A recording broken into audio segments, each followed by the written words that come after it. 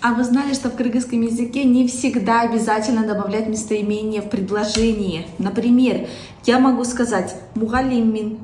Это будет уже обозначать, что я учитель. Почему? Потому что окончание говорит уже за себя. Мугалим мин. Мин дает уже понятие того, что я учитель. Даярмын. Я готова. Окончание мын дает уже понятие того, что я готова. Даяр сын. Ты готова. Окончание сын уже говорит за то, что ты готова. Кельдим. Я пришла. Окончание дим говорит уже за меня, то есть за местоимение.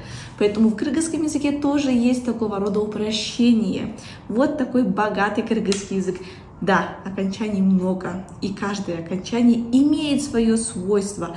То есть у каждого местоимения свое окончание. Поэтому местоимение не всегда обязательно произносить.